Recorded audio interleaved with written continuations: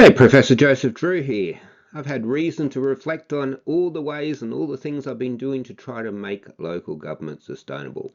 Now, I've done a lot. I've written 100 peer-reviewed papers, 6 books, done lots of TV and radio interviews, lots and lots of consulting engagements, 25, 30 of them. I've helped set up the Centre for Rural Local Government, where we give a free webinar by an expert in the field every 2 months. And the time's come for me to put all my accumulated knowledge in one place to leave a legacy to help communities and help local governments in the future. In this video, I'll explain what I'm doing and when you might expect it. Now, this has all come to a head because, as some of you may know, I've gone into semi-retirement. I've been battling with a lot of health problems, a couple of heart attacks, a couple of surgeries just this year, and I've decided to call it quits for full-time work. I will still be a part-time professor, an adjunct professor we call it, up at the University of New England, which has always been the home of local governments, where I did my PhD, and I'm delighted to be returning back there. But I won't be working full-time anymore. I will still be helping communities from time to time. I've got 3 lots of obligations I've got to work through. But more and more I've been thinking, well, I've got to the stage in my life where I've learnt a lot by helping lots of communities over the years to become sustainable. And if I don't transmit that knowledge, where's it going to go? It's all just going to disappear one day. So I actually got together with a colleague of mine, Professor Masato Miyazaki from Japan, and we've contracted and we started writing, we're about halfway through, a book called Making Local Government Sustainable. I hoped to have finished it by the beginning of next year, but with all the health kerfuffle, it's likely to be pushed back to the end of next year, or maybe even later. Hopefully not. Maybe I can get it finished sooner. But I can go through the chapter plans so that you know what's likely to be there, and you can look out for it. Once that information's there, you've got the combined experience of 2 scholars with well over 100 publications and 7 other books, and lots of practical experiences. I think we've worked on 25 different engagements for communities around Australia and overseas, and that will be a great resource. I hope it will be a legacy to help communities well into the future as I slowly whittle back my work and step back more and more from local government.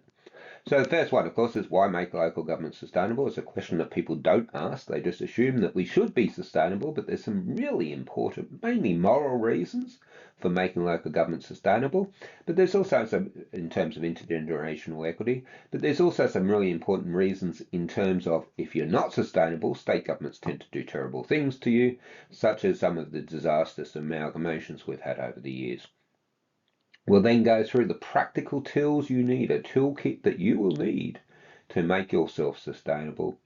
We'll look at revenue and expenditure. Most people don't understand it completely and holistically. This book is aimed at community, at councillors, at mayors, at general managers, at all staff. And a lot of the pieces of the puzzle are often missing for people. We'll then look at assets and liabilities, in particular the notion that every time you build something new, you're permanently building into your council a new higher cost base. And I don't think that people always think that all the way through. Performance monitoring, done absolutely terribly in Australia. It's the cause of most of the public policy disasters we've had. No one, to the best of my knowledge, has ever brought together all the scholarship and performance monitoring, and we were actually leaders in the field, in the field of Sinoducky. Performance monitoring is rhetoric, setting benchmarks properly. There's a lot of this work we've done ourselves in scholarly journal papers. We're going to bring it together and put it in plain English for you. Looking at efficiency, a lot of people are very, very confused about what efficiency is and how much you can actually save through efficiency measures. There's nowhere near as much potential savings as most people would like to think, and I'll explain why in that chapter. Public policy and making local government sustainable. We'll look at things like regulation.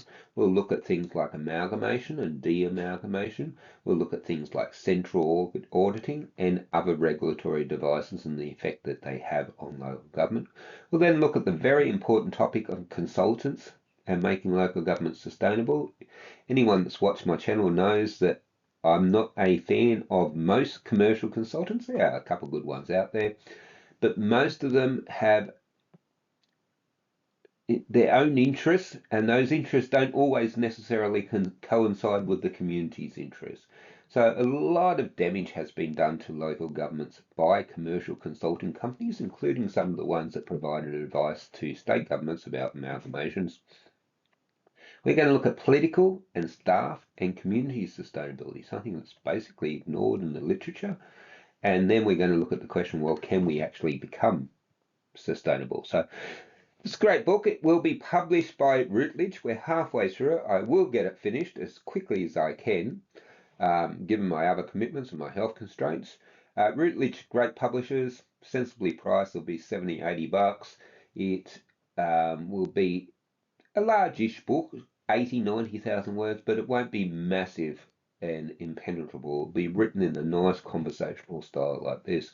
I highly recommend you look out for it. And it's our way, my way in particular, to make sure that the knowledge that I've learnt continues after I'm gone from the field or the earth.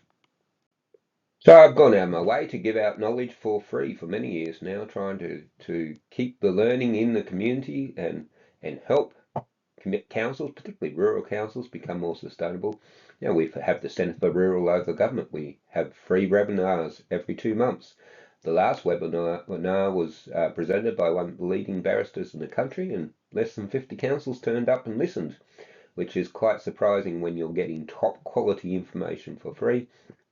But we're doing our best to help you and to give you the information. You need to get on board and help yourself.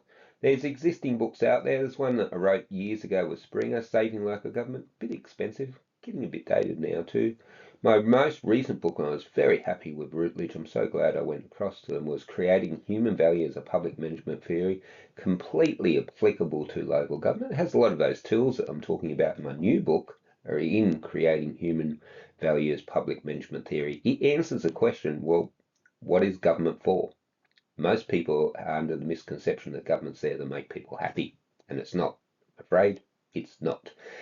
It's there to help people flourish as human beings, and that's a very different thing to mere happiness. So we're doing as much as we can. In a lot of respects, Making Local Governments Sustainable will be a sequel to all of them, and it will be the very last thing I ever write on the topic. So I hope you get yourself a copy, and I hope it is valuable, and I hope to get it finished as soon as possible. Look, I hope you found this video and all my videos helpful. I only put them out there, all the stuff on my YouTube channel, to help you to make good decisions and help your communities to thrive. That's all I want. Good things for everyone. Thank you very much for your time. Don't forget to flick it on to someone else and encourage them to subscribe. If you haven't done it yourself, please do. Thank you very much for your time. Goodbye.